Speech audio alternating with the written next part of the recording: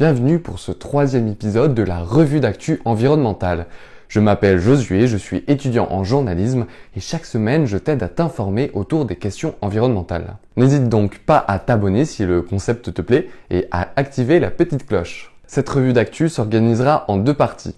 Une partie dite d'actu chaude, consacrée aux articles qui font la une cette semaine, et une deuxième partie plus chill, la piscine. Oui, je sais, le nom est un peu bof, mais ça vous aide à retenir. Voilà, et dans la piscine, on se rafraîchira avec des conseils de lecture d'articles et de vidéos YouTube sur des sujets plus transversaux, qui s'inscrivent moins dans l'actu, mais qui sont tout aussi importants. Et bien sûr, tous les liens d'articles que je recommanderai sont directement dans la description. Et on commence tout de suite avec l'actu chaude. Au sommaire, des incendies historiques en France et en Europe, un nouveau problème technique dans la centrale nucléaire de Flamanville, l'Union européenne qui se prépare à l'éventualité que Poutine coupe totalement l'approvisionnement en gaz, ou encore la population mondiale de tigres en hausse. C'est parti. Et comme chaque semaine, on commence cette partie actu chaude par la une de la semaine. Et l'actu chaude est même brûlante, comme le montre la une du mercredi 20 juillet de Ouest France. Elle se centre sur l'incendie qui a ravagé pendant 5 jours les monts d'Arrée, une zone connue pour sa biodiversité dans le Finistère. Près de 2000 hectares sont partis en fumée, du jamais vu en Bretagne. Mais malheureusement, à cause de l'épisode caniculaire et de la sécheresse que nous avons abordé la semaine dernière, ce n'est pas le seul incendie qui a affecté la France. Notamment en Gironde, où 2 incendies massifs ont poussé à bout les sapeurs-pompiers depuis le 12 juillet. Si les incendies sont aujourd'hui globalement maîtrisés, le constat est terrifiant. Selon la préfecture du département, plus de 21 800 hectares de forêt ont brûlé seulement en Gironde. Comme un symbole, le camping des Flots Bleus, lieu de tournage emblématique des films camping, a succombé face aux flammes.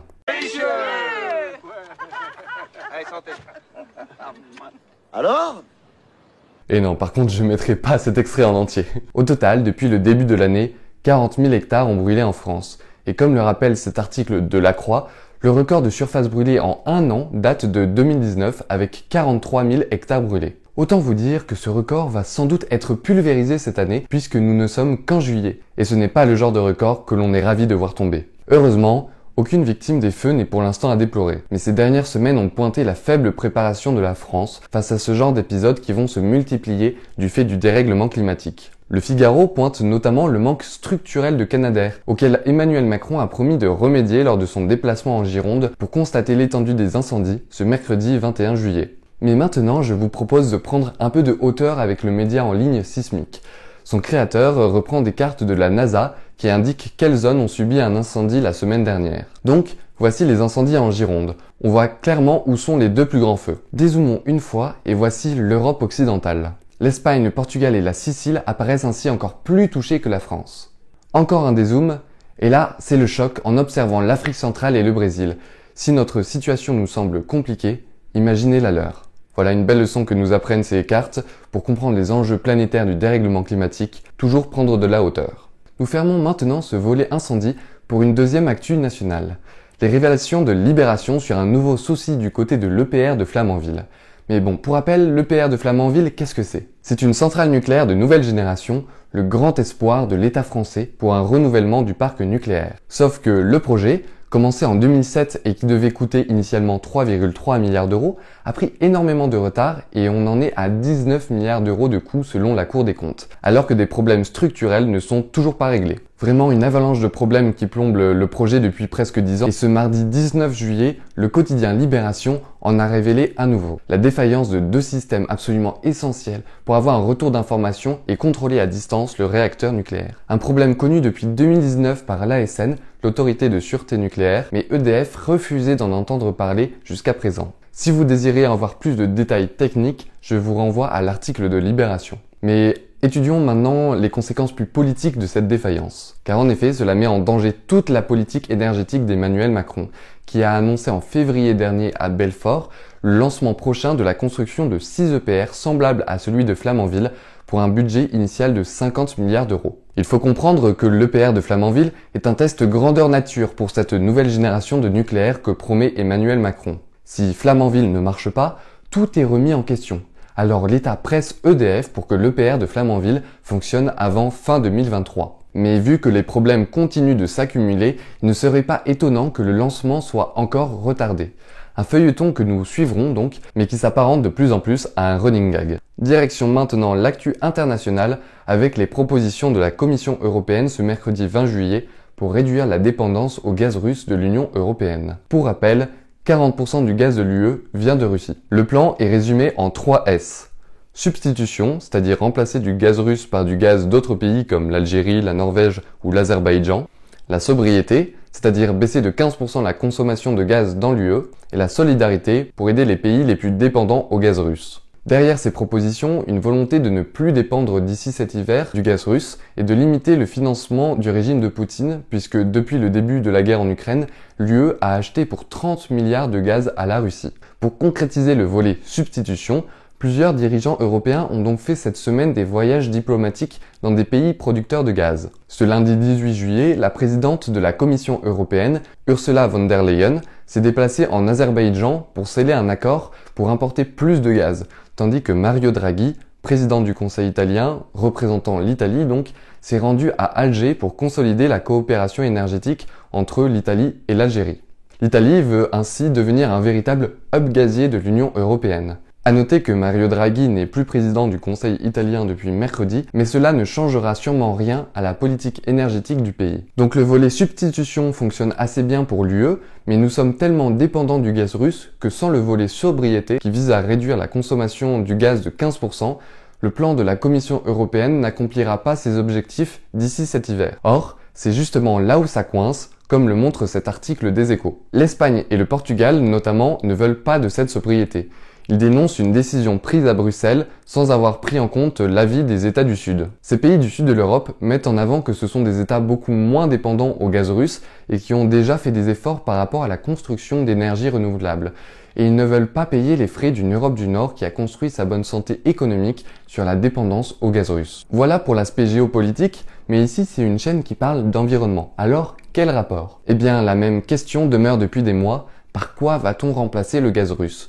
Par des alternatives plus écologiques? Eh bien pour l'instant, pas du tout, puisque voilà, il est prévu d'importer massivement du gaz naturel liquéfié des États-Unis, ce qui a un fort coût en carbone. Et en Allemagne, le parti libéral-démocrate, faisant partie de la coalition gouvernementale, le FDP, oui je sais c'est rigolo, se tâte même à relancer la production de gaz de schiste en Allemagne, ce qui provoque une crise avec les écologistes également présents dans la coalition. Car pas besoin de vous faire un dessin, mais vraiment produire du gaz de schiste, ça a un impact environnemental extrêmement important. Voilà, fin de ce point sur le gaz en Europe. Je sais que c'était une actu très dense avec de la géopolitique, des enjeux économiques, etc. J'ai essayé de résumer au mieux, mais s'il y a des points que vous voulez éclaircir, je vous invite à aller dans la description où je mets tous les liens d'articles. Et on finit cette actu chaude avec une bonne nouvelle, c'est rare et il faut en profiter. La population de tigres sauvages serait en réalité 40% plus importante qu'on ne le pensait, notamment grâce à la constitution ces dernières années d'aires protégées et l'amélioration des techniques de suivi. C'est ce que révèle le dernier rapport de l'UICN, l'Union internationale pour la conservation de la nature. Malheureusement, ce même rapport fait entrer le monarque migrateur, un papillon qui parcourt des milliers de kilomètres chaque année, dans la liste rouge de l'UICN qui regroupe les espèces les plus menacées. Et voilà, c'est sur cela que se conclut cette partie actu chaude, mais ne quittez pas, car maintenant, direction la piscine, la deuxième partie de la vidéo, où je vais vous conseiller des articles et vidéos sur des thèmes moins inscrits dans l'actu, mais qui sont tout aussi importants. Nous restons dans le thème de la biodiversité, avec cet article de l'Obs qui vulgarise une étude sur l'impact de la chaleur sur les abeilles.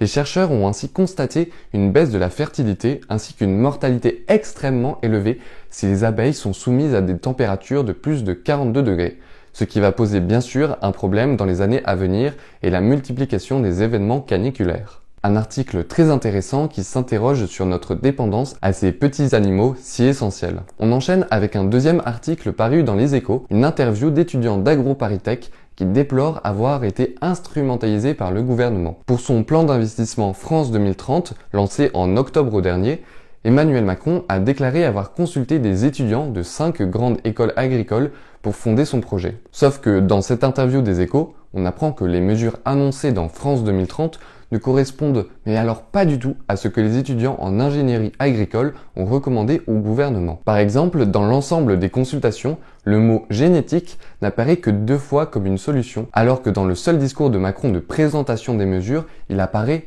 3 fois, car Emmanuel Macron est un grand partisan de l'innovation technologique et génétique dans le domaine agricole, ce qui n'était manifestement pas le cas de la plupart des étudiants consultés par le gouvernement. Mais cela n'a pas empêché Emmanuel Macron de présenter les mesures de France 2030 comme venant des étudiants, et ces derniers se sont sentis manipulés. Pareil, article très clair que vraiment je recommande, en plus il n'y a pas besoin d'être abonné pour le lire. Troisième recommandation d'article, un reportage de Reporter sur une île du Cap-Vert, un état composé d'îles au large de l'Afrique. Sur l'île de Santa Lufia, des déchets de plus de 20 pays s'accumulent à cause des courants marins. Et ce sont des déchets principalement constitués de matériel de pêche. Une situation dramatique sur une île riche en biodiversité, lieu de ponte de nombreuses tortues. Le reportage suit une équipe de volontaires qui disent limiter la casse face à ce phénomène gigantesque. Et enfin, je conclus mes recommandations par 2 vidéos. Tout d'abord, un format long sur Blast avec un entretien en compagnie de Magali Regueza, géographe et membre du Haut Conseil pour le climat. Mené par Paloma Moritz, cet entretien se pose la question « Comment éviter le pire face aux catastrophes environnementales ?» Magali Regueza, c'est une des scientifiques les plus reconnues autour de l'environnement en France, donc vraiment, ça vaut le coup. Et pour ma deuxième recommandation vidéo, je vais vous faire travailler votre anglais, puisque direction le New York Times, pour une vidéo opinion autour de la notion de greenwashing. Mais ne vous inquiétez pas, si j'ai pu comprendre ce qui est dit, alors vous le pourrez aussi, et c'est vraiment super intéressant. Et voilà, c'est fini pour aujourd'hui. Merci de m'avoir écouté, j'essaye de m'améliorer petit à petit au niveau du son, du montage, etc. N'hésitez pas à me faire des retours dans les commentaires, et surtout, abonnez-vous. Je sais que l'actu était assez dense et complexe cette semaine, donc n'hésitez pas à approfondir grâce au lien dans la description. Quant à moi, je vous dis à la semaine prochaine. Salut!